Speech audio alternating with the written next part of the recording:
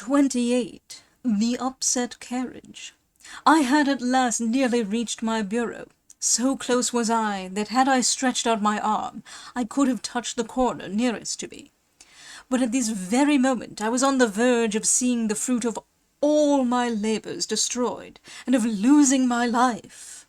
I should pass over in silence the accident that happened to me, for fear of discouraging other travellers, were it not that it is so difficult to upset such a post-chaise as I employ, that it must be allowed that one must be uncommonly unlucky.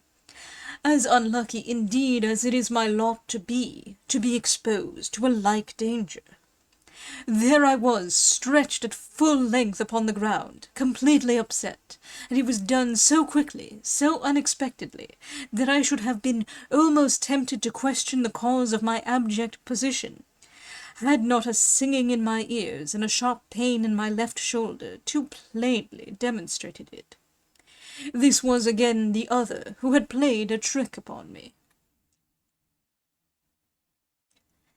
Startled by the voice of a poor man who suddenly asked alms at my door, and by the voice of Rose, my other half suddenly turned the armchair sharply round, before my soul had time to warn it that a piece of brick, which served as a drag, was gone.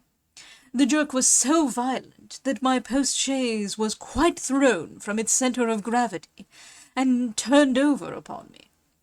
This was, I must own, one of the occasions upon which I had most to complain of my soul, for instead of being vexed at herself for having been absent, and scolding her companion for its hurry, she so far forgot herself as to give way to the most animal resentment, and to insult the poor fellow cruelly.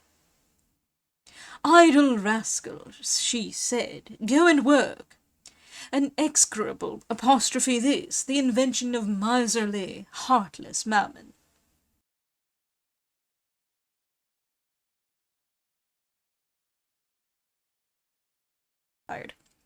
"Sir," replied the man, hoping to soften my heart, "I come from Chambéry." "So much the worse for you. I am James. You saw me when you were in the country. I used to drive the sheep into the fields." "And what do you do here?" My soul began to regret the harshness of my first words. I almost think she regretted them a moment before they were uttered. In like manner, when one meets in the road a rut or puddle, one sees it, but has not time to avoid it. Rose finished the work of bringing me to good sense and repentance. She had recognized Jem, who had often shared his crust with her, and she testified by her caresses, her remembrance, and gratitude. Meanwhile, Joanetti, who had gathered together what was left of my dinner, his own share, gave it at once to Jem. Poor Joanetti! Thus it is that in my journey I get lessons of philosophy and humanity from my servant and my dog.